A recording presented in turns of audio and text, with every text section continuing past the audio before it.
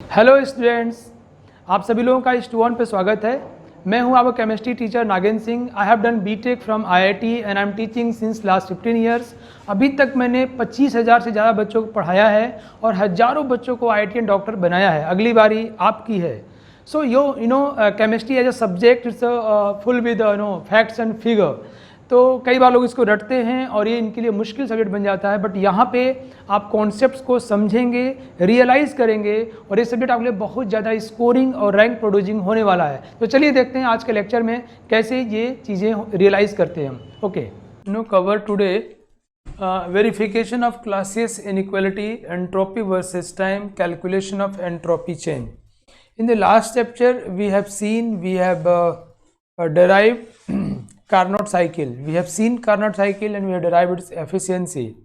And in the last content I have discussed with you that the efficiency of a reversible process is equal to Q2 plus Q1 by Q2, where Q1 Q2 has the sign as per loss or gain, plus or minus. Okay, चलिए, तो हमने पिछली class में बच्चों पढ़ा था Carnot cycle, जो कि सैडी कार्नोट साहब ने बनाया था और उसकी एफिशिएंसी निकाली थी।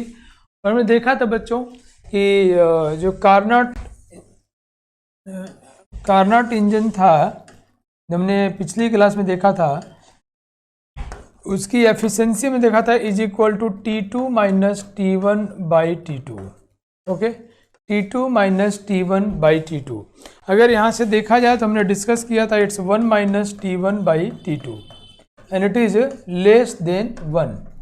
So it's very clear from here that efficiency will be less than 1. Whatever kind of heat engine we want to make, हम कैसा भी क्यों न बना लें, बट उसकी एफिशिएंसी, उस हीट की वर्क में कन्वर्ट होने की एफिशिएंसी कभी पूरी नहीं होगी, 100% नहीं होगी, हमेशा 1 से कम ही होगी। क्लियर? ये बात हमने देखी थी। मैंने आपको दो मोटी मोटी बातें और बताई थी बच्चों कि efficiency is equal to Q2 minus Q1 by Q2। Here Q2 Q1 Q2 are the heat. ये हीट आ रहा है, ये हीट जा रहा है, ऐसे करके है ना। तो अगर हम साइन की बात करें बच्चों तो हमें यहाँ प्लस यूज करना चाहिए, है ना। अब क्या हुआ, हमने ऐसा क्यों किया, मैंने आपको डिस्कस किया है कि ये Q2 प्लस Q1, ये Q1 जो है ये now it is Q1 itself negative sign के साथ है, because this heat is lost.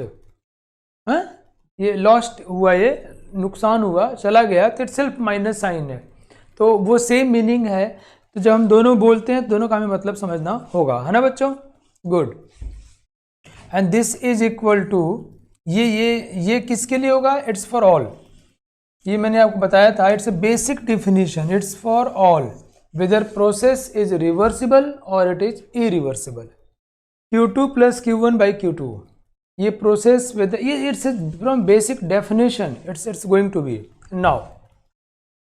अगर हम बात करते हैं T2 minus T1 by T2, ये तभी होगा, this will happen only if the process is reversible, and this is the basic definition, whether process is reversible और process is irreversible, it will happens always. Okay, चलो बच्चों, सो यहाँ से हम लोग अब क्लासियस इनइक्वालिटी जो हमने पढ़ा था उसको हम लोग वेरीफाई करने जा रहे हैं। So this content is have heading verification of Clausius inequality. Okay, यहाँ पर यहाँ माइनस साइन है। So this will be only for reversible process and this is for general process. Keep in mind again the Q2 plus Q1. So here Q1 is having bears itself negative sign. Okay, ठीक है। चलिए बच्चों, now तो बहुत गौर से सीखना है ना। चलो रेडी आते हैं हम लोग। तो efficiency is equal to Q2 plus Q1 upon Q2 is equal to T2 minus T1 upon T2. This we are discussing for reversible process, because efficiency is equal to this only for reversible process, and this is for the general process, for any process. Okay, good. So बच्चों जरा इसको थोड़ा खोले, थोड़ा इसको खेला कूदा है इसके साथ में, है ना, थोड़ा इसका खेल कूद करते हैं, बताते रहना। क्या करूँ इसको मैं 1 प्लस, तो जब हम खेल कूद करने जा रहे हैं तो हम यहाँ Q1 वैसे ही लिखे हैं, उसके साइन उसमें है, लॉस होगा तो माइनस, गेन होगा तो प्लस, ये ध्यान रखना है, ठीक है। घोंच पहुँच नहीं मांगता है ना, घोंच पहुँच नहीं चाहिए बच्चों। It's a Q1 by Q2, this is equal to 1 minus T1 by T2। तो 1 1 तो कट गया यार बच्चों, 1 1 तो कट गया, ये क्या हुआ Q1 upon Q2 is equal to minus T1 upon T2। मैं इसको ऐसा लिख सकता हूँ क्या बच्चों, बहुत ध्यान से देखो तो, कैन आई राइट लिख दिस कि Q1 बाई T1, देखो Q1 upon T1 plus Q2 upon T2 is equal to 0। Can we write like this, Q1 upon Q2, तो Q1 अपॉन T1 माइनस हो जाएगा प्लस हो जाएगा, and this will be true here only and only for reversible process, because it's true only for reversible process, okay। so and you know ये हमने किसके लिए derive किया था, कार्नोट साइकिल के लिए, means process is cyclic, from there we have derived. So from here can we draw the conclusion that for reversible process in a cycle change in heat upon temperature will be equal to 0। Hello बच्चों, can we reach to this conclusion, T1 upon T1 plus, this is the this is the amount of heat involved, this is amount of heat involved in the process, amount of heat involved in the process, and this is the temperature at that time, so heat involved by temperature in a cyclic process, sum of all, integration of all should be equal to 0। This is Clausius inequality for reversible process, we have seen, we have memorized it, yes। So this is first form of the Clausius inequality। In a cyclic process dq by t is equal to 0, and it is derived, it is verified from Carnot cycle। Wow, that's a great बच्चों। and ये तो आपको पता है ना कि अगर process reversible होगा तो dq बाई टी क्या होता है बच्चों, entropy. So we can say ds is equal to 0, that's what written here, dq by T is equal to 0 और ds is equal to 0। We have seen by using, एक बार फिर से देख लो, मैंने कहा एफिशिएंसी इज इक्वल टू, चलो भाई बच्चों ध्यान से देखो तो, बच्चा लोग आप लोग फिर से देखो, एफिशिएंसी इज इक्वल टू, बोलते रहो मेरे साथ, अपने कॉपी में ही बोलते हुए सुन रहा हूँ, Q2 plus Q1 upon Q2 is equal to T2 minus T1 upon T2। Efficiency is equal to Q2 plus Q1 upon Q2 is equal to T2 minus T1 upon T2। इसको हम लोग करेंगे तो देखो 1 plus Q1 upon Q2 is equal to 1 minus T1 upon T2। ये आपको जानना जरूरी है कि this has been derived for reversible cyclic process, this is derived for reversible cyclic process, okay. ये 1 1 कट गया, now Q1 by T1 plus Q2 by T2 is equal to 0। So इसका मतलब क्या हुआ कि अगर कोई रिवर्सिबल साइक्लिक प्रोसेस होगा तो उसमें जितना हीट इन्वॉल्व होगा at temperature T, heat involve at temperature T2, उन सभी का सम क्या आएगा 0। मतलब in a cyclic process heat involve dq by temperature will be equal to 0। This is what known as Clausius inequality, yes no, come on बताओ फटाफट, समझ में आया कि नहीं। हमको ये पता था, और ये किसके लिए पता है, Carnot cycle, reversible cyclic process, good. ये आ गया वहाँ से, ये आ गया वहाँ से, ये heat involve by temperature, heat involve by temperature, great great, बहुत अच्छे, क्या बात, थैंक यू, ये तो बड़ा अच्छा रहा भाई। Now for irreversible cyclic process, good. अब अगर प्रोसेस रिवर्सिबल साइक्लिक है, तुमने देख लिया, तो ये बच्चों फिर ध्यान सुनो, कि प्रोसेस ये रिवर्सिबल साइकिल के लिए ही है। कार्नोट साइकिल से डिराइव हुआ है, जिसमें सारे स्टेप्स को हम लोग रिवर्सिबल और पूरे प्रोसेस को साइक्लिक लेके चले हैं। ओके, उसके लिए एफिशिएंसी डिराइव हुआ है, and we are using this one, and therefore it is true only and only for reversible cyclic process. In case of irreversible cyclic process what will happen, we know that, मैंने आपको पहले बताया कि जब काम करते हैं, जब रिवर्सिबली काम करेंगे तो काम ज़्यादा होगा, इरिवर्सिबली काम कम होगा, रिवर्सिबली काम ज़्यादा होगा। Okay, so efficiency in irreversible will be less than efficiency in reversible. Okay, अब ये आपको पता है ना, this efficiency is equal to Q2 plus Q1 by Q2. This is efficiency of a process for whether it is reversible or irreversible, है ना, it's true for always, true for all cases. Okay, but for reversible T2 minus T1 by T2, efficiency will be equal to T2 minus T1 by T2. It's true only for reversible case. In case of irreversible this will not be the true.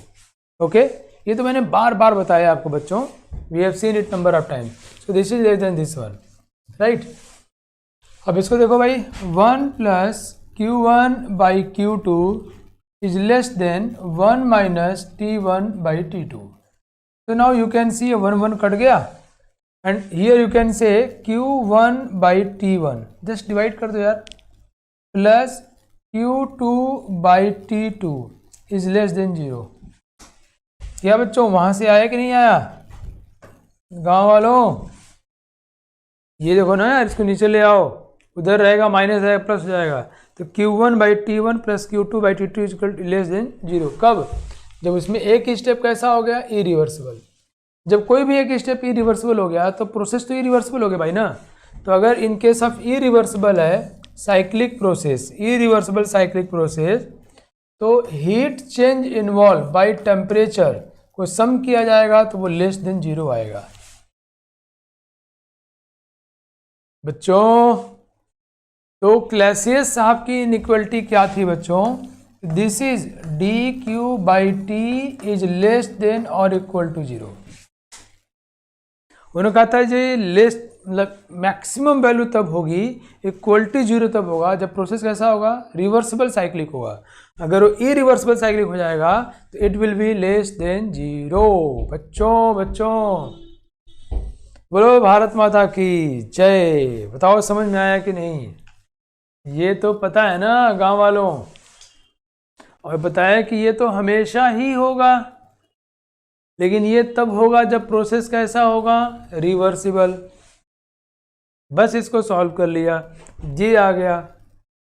हमने irreversibility को लेके चला है बच्चों, और उसमें Q1 T1 Q2 sum less than 0 आ गया, मतलब dQ बाई टी की वैल्यू लेस देन 0 हो गई. अगर आप लोग क्लासेस इनइक्वालिटी को समझ जाते हो, रियली समझ जाते हो, महसूस कर लेते हो, तो it's a great achievement. It's a great achievement, एक ग्रेट लर्निंग होगा आपके लिए, है ना.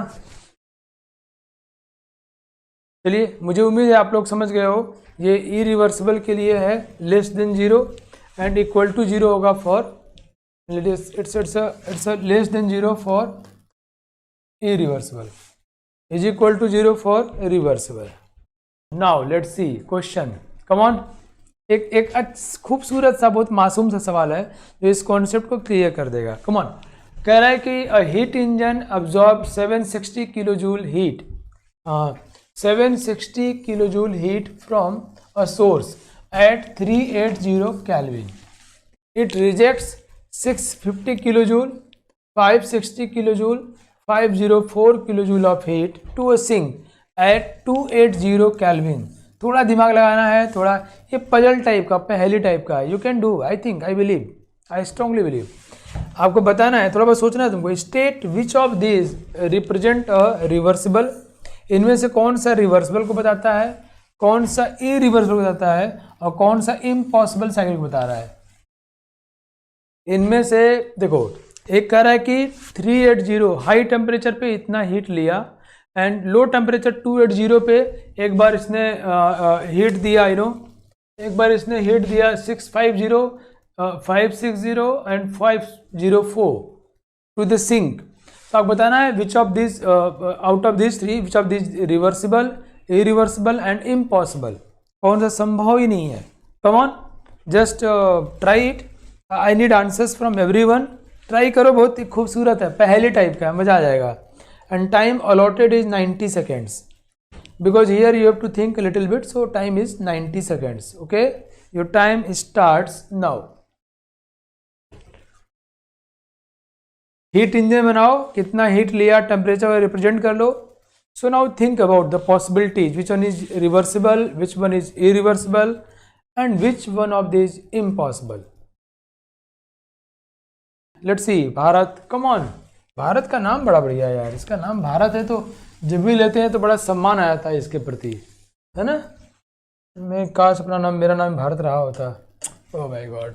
बच्चों, first we should calculate the efficiency. Good, let's see how will do, है ना। यू नो, हमारा जो उद्देश्य है यहाँ पे क्लास में वो तो ये है ना कि अल्टीमेटली हम लोग सीख के जाएं, सवाल बने ना बने सीख के जाएं, दैट्स मोर इम्पॉर्टेंट, है ना। So that we can click there in a final exam. So let's see now how we will proceed. First we will calculate the efficiency of reversible process, and we know this is equal to T2 minus T1 by T2. Okay, ये हम जानते हैं, इतना ही होगा, इससे ज़्यादा efficiency हो ही नहीं सकती है। So let's see, हमें टेम्परेचर T2 दिया हुआ है, कितना दिया है 380, एंड T1 दिया है it's 280 by T2 380 means it is equal to 100 by 380। ये बच्चों इससे ज़्यादा एफिशिएंसी नहीं हो सकती है ना। मैं फिर पूछूंगा आप लोगों से कि आप लोगों ने ऐसे ही ट्राई किया है, कैसे ट्राई किया है, ठीक है। और इससे ज़्यादा एफिशिएंसी हो नहीं सकती है। Now in first case we have given Q2 760. Okay, in first case we have given 760 Q2 minus Q1 is 650 upon 760। अगर इसकी वैल्यू, अच्छा एक बात और है, बिना सॉल्व किए भी हम सोच सकते हैं, है ना। मतलब नहीं सोच सकते, अगर ये 1 2 3 ऑप्शन है इसमें और एक ही सही होगा तो हम सोच पाएंगे। हम कहेंगे भैया देखो, जिसकी एफिशिएंसी सबसे ज़्यादा होगी वो इम्पॉसिबल होगा, सबसे ज़्यादा होगी मतलब इससे ज़्यादा हो जाएगी तो वो संभव नहीं होगा। इसके बराबर होगी वो रिवर्सिबल होगा, और इससे कम होगी तो वो इरिवर्सिबल होगा, है ना। तो वो एक्चुअल एफिशिएंसी अपने यहाँ से निकाल रहे हैं, ये बता रहा है कि रिवर्सिबल कितनी होनी चाहिए। नाउ सो ऐसे निकाल लेंगे हम लोग Q2 minus Q1 by Q2। अगर इसकी वैल्यू इसके बराबर है तो प्रोसेस इज रिवर्सिबल, अगर इसकी वैल्यू इससे ज़्यादा है क्या हो ही नहीं सकती, इट्स इम्पॉसिबल। बोलो, अगर इसकी वैल्यू इससे कम है देन इट्स इरिवर्सिबल। बच्चों ऐसे ही किया आप लोग, कम ऑन। नाउ तो मैं क्या आप लोगों को लाइन ऑफ थॉट समझाने में सफल रहा हूँ, सवाल को कैसे सोचा जाए। मुझे लगता है तुम लोग ऐसे किए ही होगे, है ना, मुझे ऐसा लग रहा है। बताओ, क्या आप लोगों को मैं ये समझाने में सफल रहा हूँ कि सोचा कैसे जाए। First we will calculate the efficiency of reaction maximum possible, I mean by reversible way, that this one. Then we will calculate the efficiency of for process 1, process 2, process 3। Oh my god, ये तो गजब की बात है, मजा आ गया। गुरु और चेला दोनों के विचार तो मिल गए यार, जैसे मैं सोच रहा हूँ वैसे आप सोच रहे हो, दैट्स ओके, वाओ, वंडरफुल। ठीक है, फिर तो काम हो गया यार, कर लेना है अब, है ना। मेरा उद्देश्य तो सिखाना था, सिखा दिया मैंने आपको, ठीक है। बूढ़ा भाग कर लेना, गुड। किसी कोई प्रॉब्लम इसमें, anybody, any issue? No. Let's see, non cyclic general process. अगर कोई प्रोसेस साइक्लिक नहीं है, in that case Clausius inequality दिया था, उसको कैसे हम लोग प्रूफ करते हैं। गुड बच्चों, देखो सपोज करो, यहाँ देखो ये A है और ये B है, बहुत ध्यान सुनना।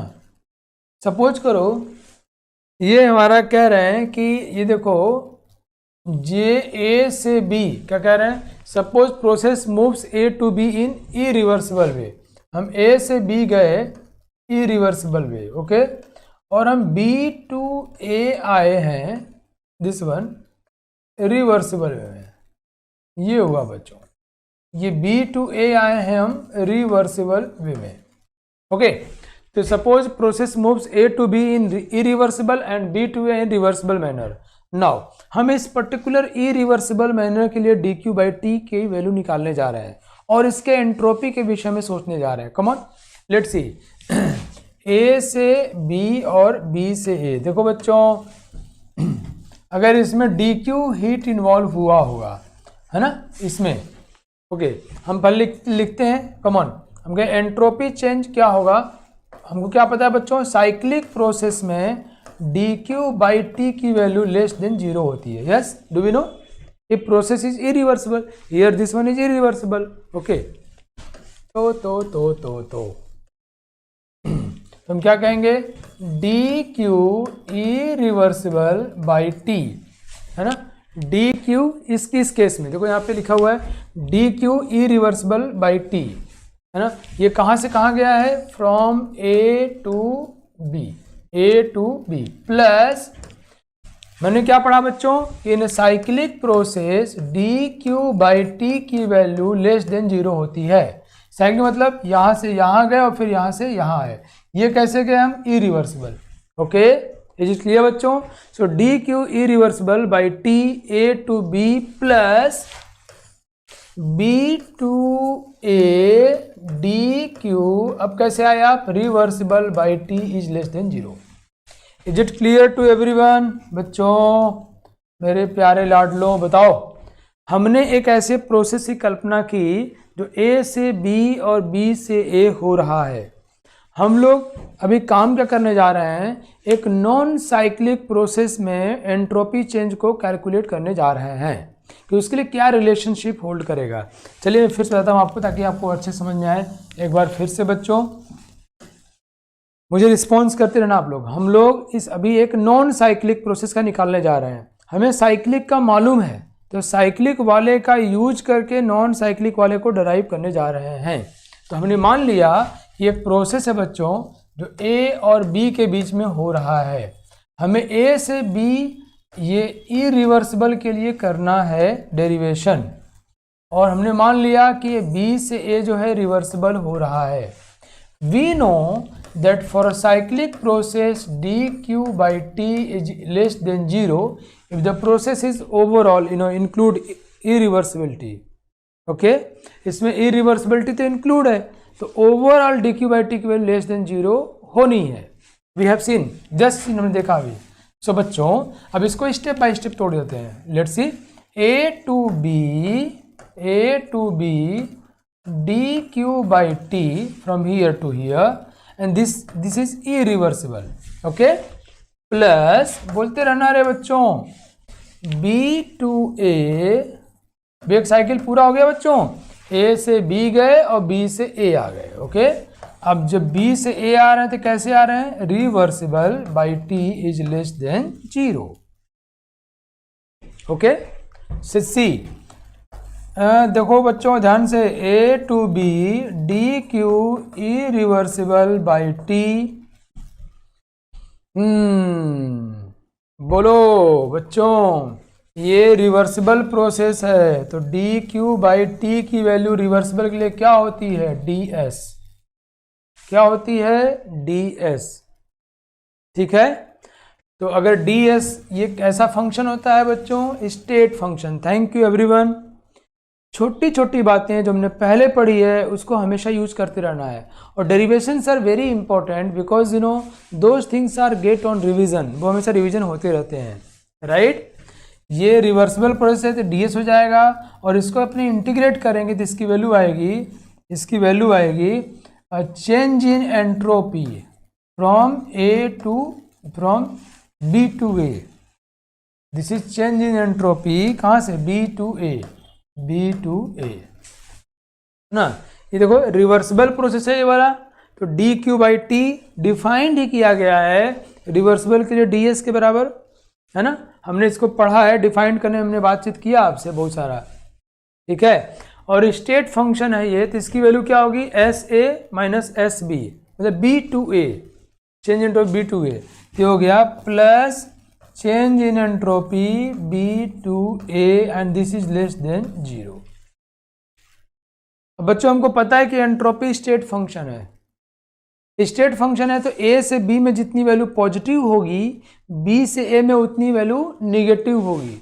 स्टेट फंक्शन है मतलब यहाँ से यहाँ में ले जाएंगे तो मतलब प्लस 2 जूल, तो छोड़ेंगे तो -2 जूल, पूरा मिल क्या हो जाएगा 0, जहाँ गए तो वहीं पहुँचा है, बिकॉज इट्स स्टेट फंक्शन, वो पाथ पे डिपेंड ही नहीं करता।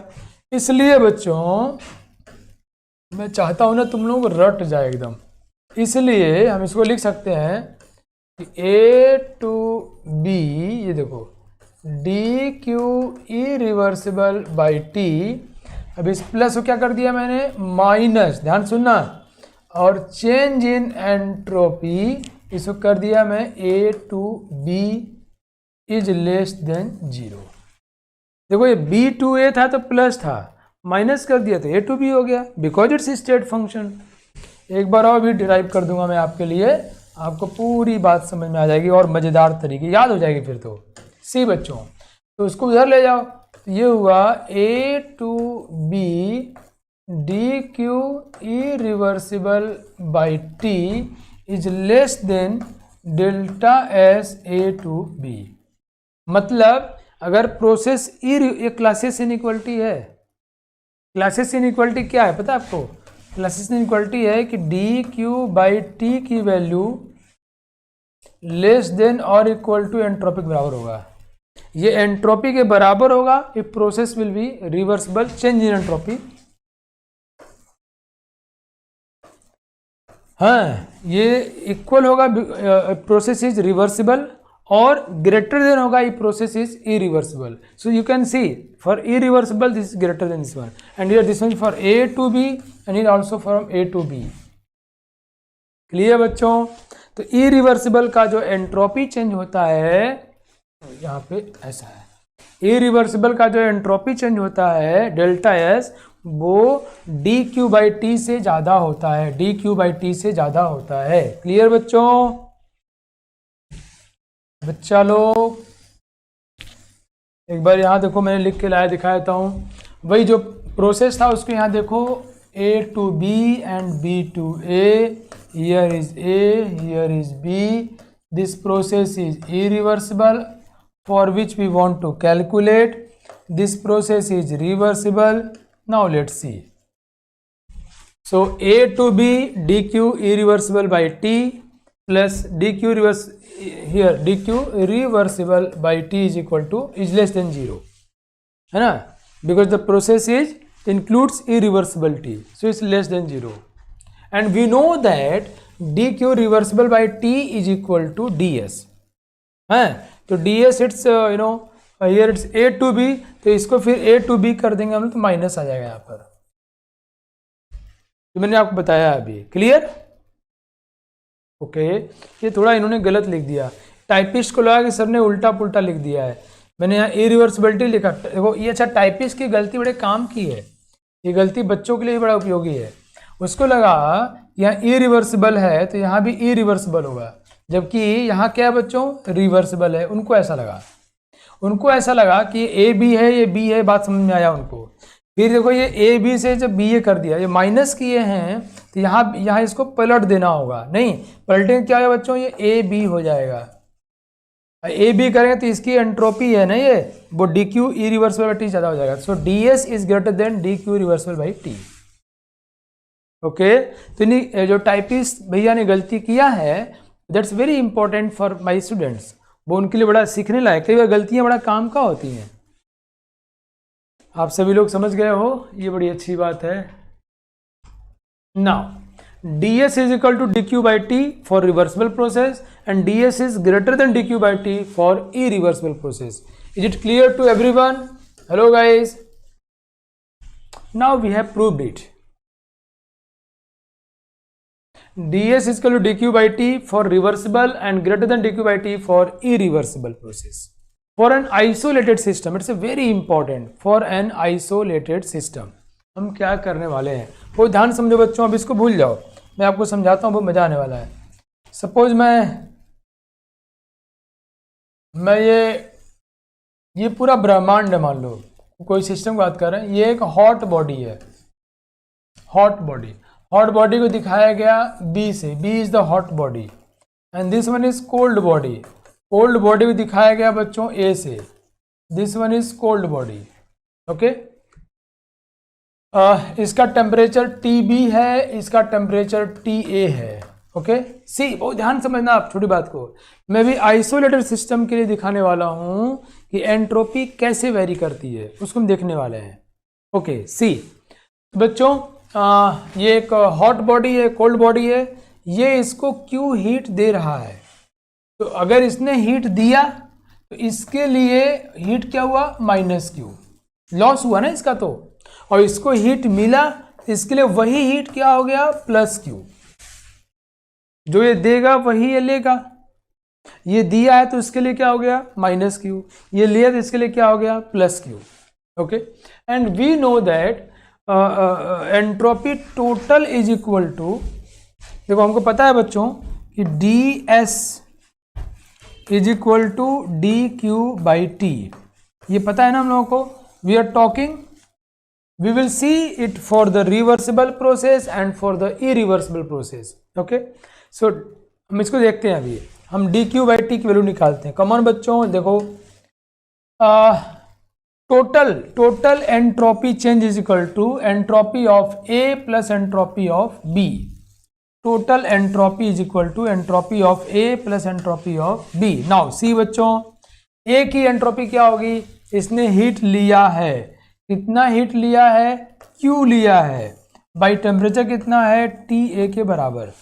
कम ऑन, आप लोग बताते रहना मैं सही कर रहा हूं, आपको समझ में आ रहा है कि नहीं। मैं इसके लिए इसकी वैल्यू निकाला, heat change by temperature Q/TA plus, अब मैं B की बात कर रहा हूं, तो अगर इसने Q हीट इसको मिला है तो इसने Q हीट दिया होगा, इसके लिए क्या हो जाएगा, -Q/TB। बच्चों बोलो भाई, गांव वालों, क्या मामला सही है। इसने अगर हीट लिया है, किसने दिया इसको हीट, उसने दिया, तो उसका तो लॉस हुआ ना, उसके लिए क्या हो गया, -Q/TB। और इसने लिया है तो इसे क्या हो गया, +Q/TA। आपको पता है अगर ये प्रोसेस रिवर्सिबल होता है, अगर ये प्रोसेस इक्विलिब्रियम में होता है, if the process is in equilibrium और प्रोसेस इज रिवर्सिबल, तो उनके बीच का डिफरेंस बहुत कम होता है, टेंड्स टू 0। आई मीन जो टेम्परेचर TB होगा ये रिवर्सिबल तभी होगा वो जब TA से DT टेम्परेचर शिफ्ट ज़्यादा हो, जहाँ पे DT की वैल्यू क्या हो बच्चों, टेंड्स टू 0। इज इट बच्चों। तो TB अगर ये प्रो इक्विलिब्रियम में चल रहे हैं, रिवर्सिबल हो रहे हैं, तो इसका टेम्परेचर इससे ज़्यादा तो है बट बहुत कम ज़्यादा हुआ है, तो वी कैन से ये दोनों ऑलमोस्ट इक्वल हो जाएंगे। We can say TB is almost equal to TA, and in that case अगर ऐसा हो गया बच्चों, तो ये दोनों अगर इक्वल हो गए तो इसकी वैल्यू क्या हो जाएगी, 0। तो बच्चा लोग, अगर कोई आइसोलेटेड सिस्टम होगा, दुनिया से संपर्क में नहीं है और वो रिवर्सिबली मूव कर रहा है, तो उसमें नेट एंट्रोपी चेंज क्या आएगी, 0। क्यों, दिखा दिया आपको मैं, बोलो। क्या है ना, इसको मैं डायलॉगबाजी करके आगे निकल सकता था, डायलॉगबाजी में आगे कर ही चुका हूँ, पीछे कर ही चुका हूँ, but you know that things will not empower students with the capacity to handle the different kinds of problems. So मुझे उम्मीद है आप लोग इतना अच्छा सीख रहे हो कि मन में आता है कि आपको कितना न सिखा दूँ, वो अच्छा लगता है। So this will work, this will help you. So you know entropy DS is equal to, मतलब जितना इसको हीट मिला है उतना इसने दिया है, तो माइनस प्लस किया, और in case of reversibility both will be temperature very comparable temperature, we can say like this. Now but if the process is irreversible, अगर ये इरिवर्सिबल होगा बच्चों, तो TB का टेम्परेचर जो होगा वो TA प्लस ΔT होगा, difference will be significant. We cannot say that TB is comparable to TA, and in that case अगर उसको बच्चों देखा जाए तो अब देखो TB TS ज़्यादा, ये ज़्यादा हो गया, निगेट है ना, ये TB ज़्यादा हो गया, ये ज़्यादा हो गया तो इसकी वैल्यू कम हो जाएगी, निगेटिव वाला कम पॉजिटिव वाला ज़्यादा, तो वैल्यू इज ग्रेटर देन 0। तो डेल्टा एस टोटल की वैल्यू ग्रेटर देन 0 हो जाएगी। मैंने आपको ये बताया, मैं फिर से बोलता हूँ, अड़ाओ कम ऑन।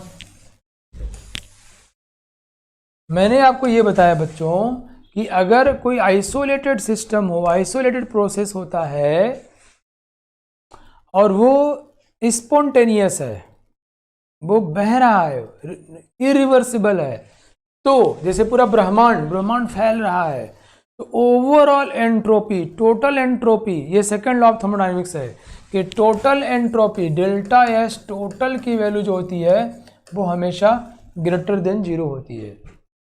अगर प्रोसेस कैसा बच्चों, if the process is spontaneous, process is irreversible, the process is irreversible, बस हुआ जा रहा है स्पॉन्टेनियस। हाँ, in case of isolated system, total मतलब system plus surrounding, means we are just we are considering all as isolated, और you can say universe, पूरी की बात करें, ओके। और अगर हम लोग बच्चों डेल्टा एस टोटल की बात करें और प्रोसेस जो है रिवर्सिबल है, प्रोसेस इज एट इक्विलिब्रियम है, इक्विलिब्रियम मतलब टी ए और टी बी का टेम्परेचर करीब करीब बराबर चल रहा है, उनमें डिफरेंस ना के बराबर, टेंस टू 0, उस समय इसकी वैल्यू 0 हो जाएगी। ये बात तो हमने पहले भी देखी है, इट्स ए क्लासियस इनइक्वालिटी में, here we are just verifying that one. मैं फिर से, अब इसको बात समझ गए आप लोग, समझाने में इसको 2 बार टाइम लगता है, यू नो भाई, एक बार बच्चे उसको समझना, अच्छा ये बात कहना चाह रहे हैं, और फिर दूसरी बात समझ लेते हैं। कम ऑन नाउ सी, चलो बच्चों ये फाइनल है हमारा। मैंने कहा कि हमने कोई एक आइसोलेटेड सिस्टम डिजाइन किया जिसमें एक बॉडी B है at high temperature TB, another body A है एट लो टेम्परेचर TA। ये हॉट है, ये कोल्ड है, तो डेफिनेटली ये इसको हीट देगा। सपोज इसने Q हीट दिया, ये दे रहा है तो इसके लिए हीट क्या हो जाएगा, -Q, ये ले रहा है तो इसलिए क्या हो जाएगा, +Q, क्योंकि A का हीट तो बढ़ रहा है ना बच्चों, बढ़ेगा तो ये +Q हो जाएगा और इसका घटेगा तो ये -Q हो जाएगा। थैंक यू एवरीवन, बट फिर भी एक बार हम लोग देख लेते हैं, ओके। सो अगर मैं बात करूं डेल्टा एस टोटल निकालता हूं, टोटल, तो इसका कितना हो जाएगा बच्चों, ये -Q बाई TB प्लस इसका कितना हो जाएगा, Q बाई TA, ये एंट्रोपी टोटल हो गया, okay. If the process is reversible, if the process is at equilibrium, ऐसे very slow, dead slow process, in that case TB will be equal to TA approximately, because the difference is dt, it's negligible, I mean infinitesimally small. Thank you all, wow, wonderful, amazing, आप लोग समझ गए यार, मुझे तो बहुत मज़ा आ रहा है कि मैं समझा पाया, क्योंकि ये बहुत सारे बच्चे, लेकिन इन सबको मैं फिर बोलूँगा कि आपको आता रहा, इसलिए ज़रूरी है कि आप किसी और को समझाएं, डिस्कस करें उसके ऊपर, इट्स वेरी इंपॉर्टेंट। सो अगर ये दोनों इक्वल होंगे बच्चों तो आप देख सकते हो कि डेल्टा एस टोटल की वैल्यू क्या हो गई, 0। लेकिन अगर ये प्रोसेस स्पॉन्टेनियस होगा, अगर ये प्रोसेस इरिवर्सिबल होगा, इन that case it's very clear that T will be greater than, T will be equal to TA plus delta T. These two won't be comparable, okay? ये कंपेरेबल नहीं होंगे, सभी ज़्यादा हो गया, निगेटिव वाला वैल्यू कम हो गई, इसकी वैल्यू ग्रेटर देन 0 हो जाएगा, पॉजिटिव वाला ज़्यादा, निगेटिव वाला कम, ओके। क्या बात, बहुत बढ़िया। तो हमने क्लासियस इनइक्वालिटी, मैंने उसको पूरी तरह समझ लिया। मैं फिर से बताऊं आपको क्लासियस इनइक्वालिटी क्या थी बच्चों, एक बार, कि अगर कोई साइक्लिक प्रोसेस है तो उसमें dq बाई टी की वैल्यू जो होती है लेस देन और इक्वल टू 0 होता है। इक्वल टू 0 होगा फॉर रिवर्सिबल, लेस देन 0 होगा फॉर इरिवर्सिबल। और दूसरा क्या था, for reversible process ds is equal to dq by T, for irreversible process ds will be greater than dq by t, and third one is for isolated process delta S total is equal to less than और equal to 0. This will be equal to 0 for reversible and greater than 0 for irreversible. अब बताओ तुम लोग मजा आया कि नहीं? ये क्लासियस इनइक्वालिटी पे लिखा मैंने, फिर समझाया और फिर वेरीफाई कर दिया by using Carnot cycle. Although we have taken much time, but this time is more precious than anything else. Yeah? बच्चों बताओ मजा आया कि नहीं? Good. Now, entropy versus time quiz पे आता हूं. अभी थोड़ा वेट कर लेते हैं. एंट्रोपी वर्सेस टाइम की बात करते हैं बच्चों. आपको याद है मैंने कहा था कि अगर कहीं पर एनर्जी कंसंट्रेट है, ये सही नहीं है. Thank you everyone. वो डिसऑर्डर होना चाहेगा, तो समय के साथ एंट्रोपी बढ़ती जाएगी बढ़ती जाएगी बढ़ती जाएगी टाइम के साथ. कब तक बढ़ेगी?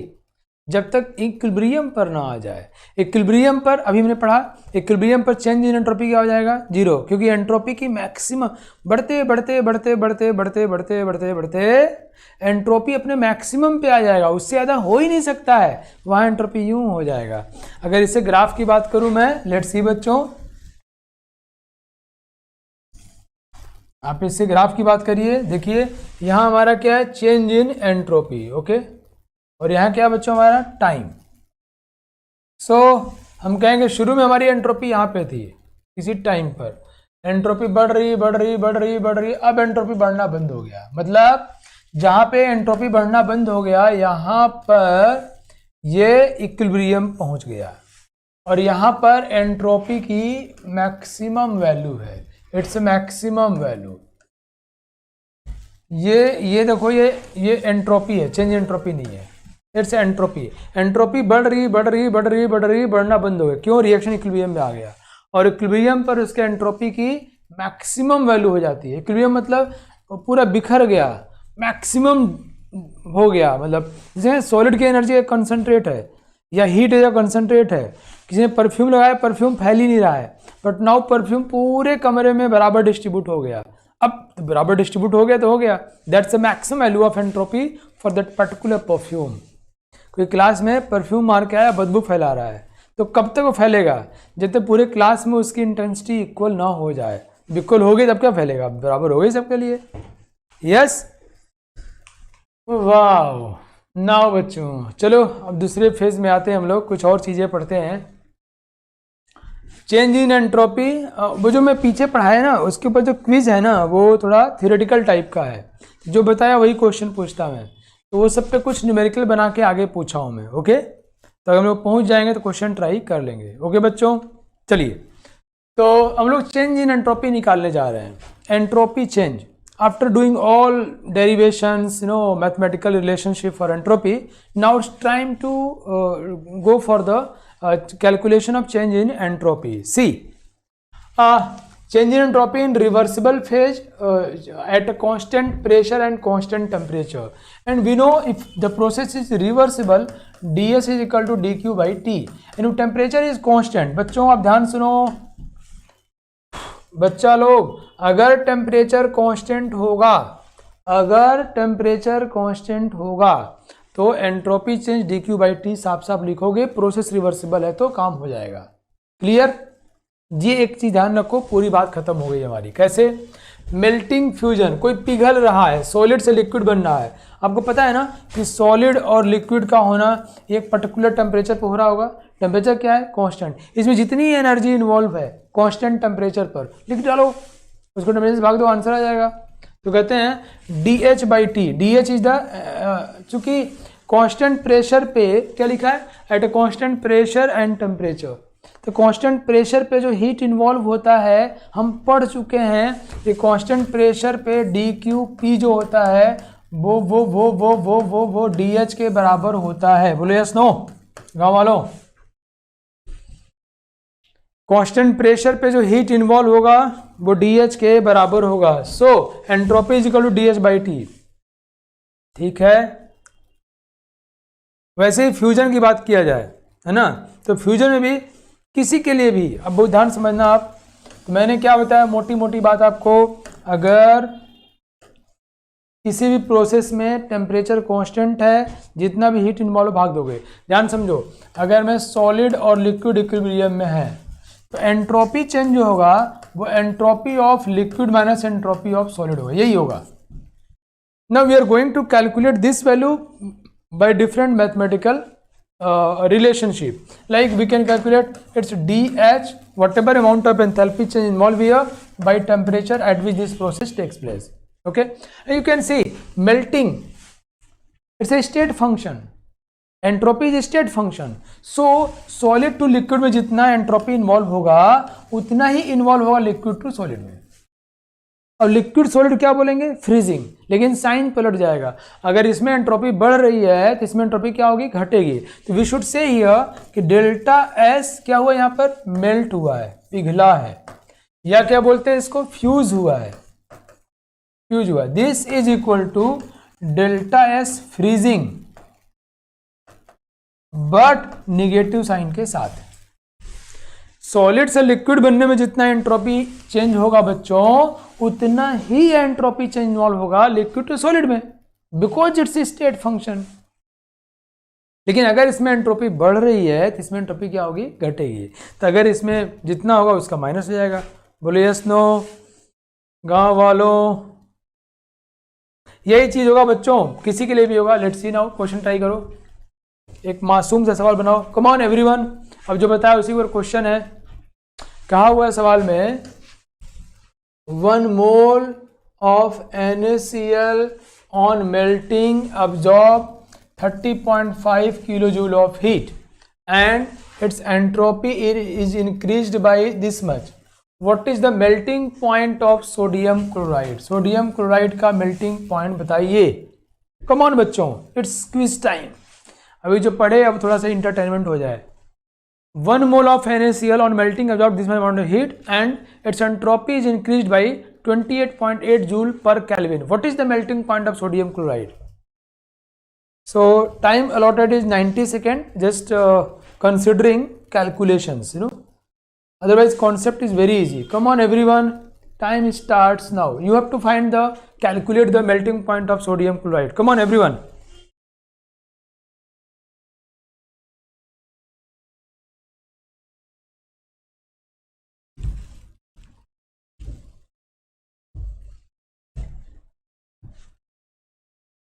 नाइन्टी सेकेंड्स बच्चों, जल्दी जल्दी, सब तो दिया है यार।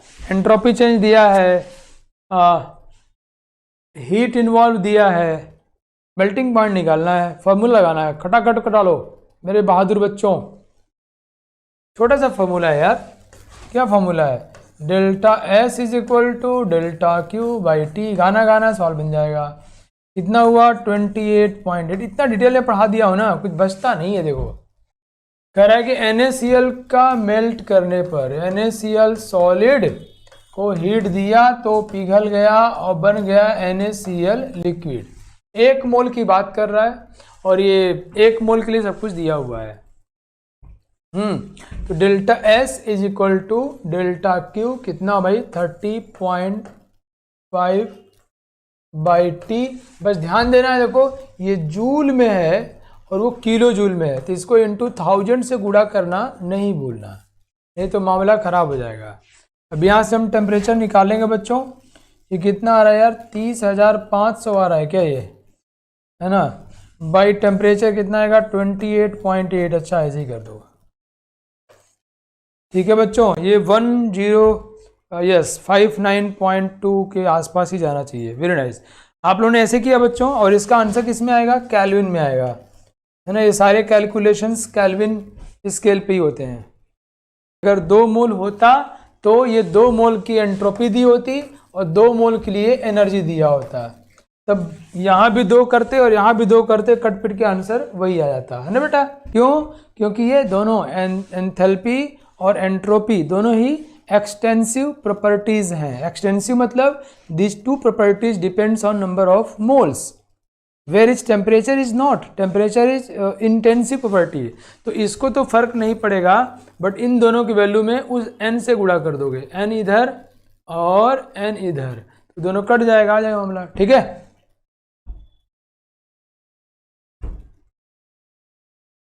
क्या कर दिया। ठीक है बच्चा लोग, आप लोग समझ गए ना, ऐसे ही करना है ना हम लोगों को।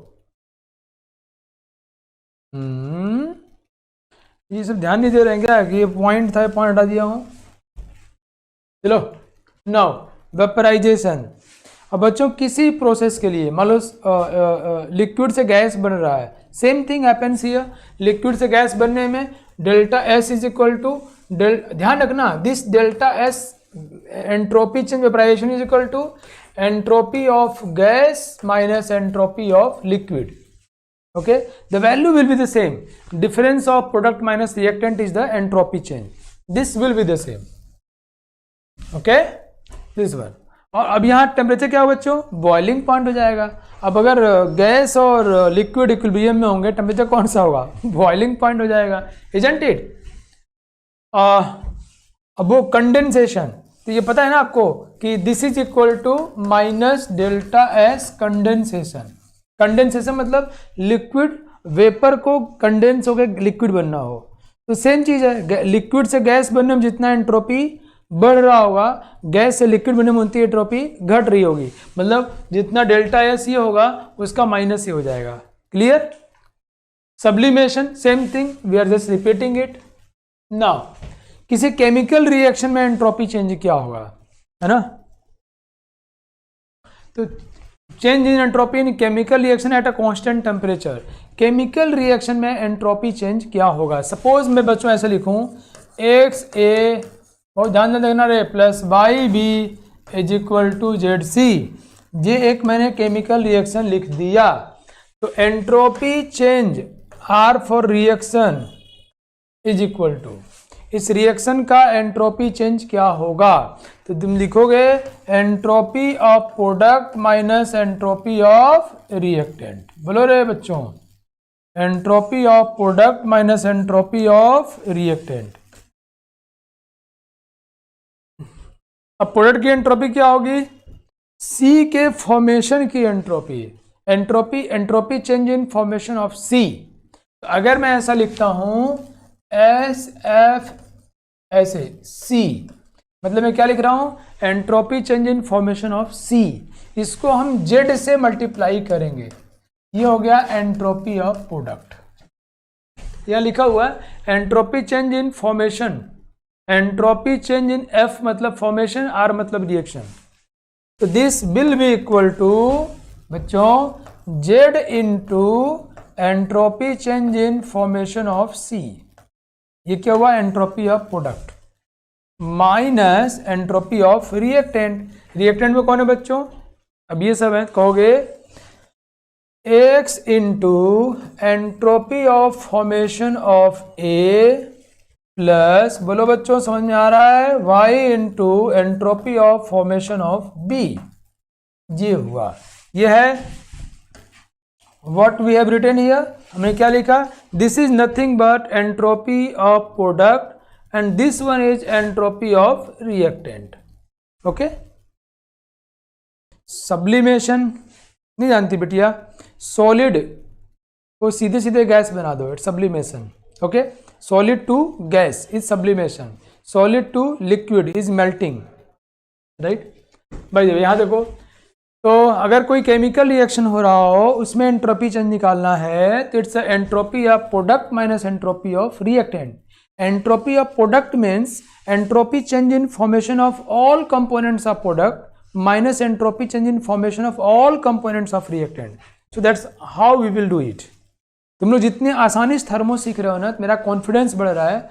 एंड अब मुझे अच्छे अच्छे क्वेश्चंस कराने के इस बोर्ड पे हिम्मत आ रहा है। नहीं तो टीचर पता है, टीचर सोचते हैं कि बच्चों को ये कराएंगे तो उनका इमेज खराब हो जाएगा।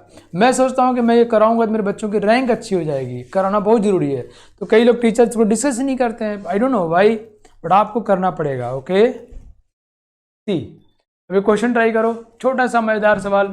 Calculate entropy change in formation at 298 kelvin of NaCl। The values of entropy change of entropy of formation होगा of NaCl2 and NaCl are these।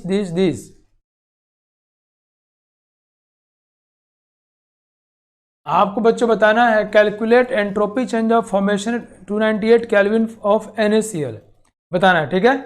The values of entropy change for formation of NaCl2 and NaCl are, ये हमको दिया है 51, 223 and 72 respectively. Come on, just do it.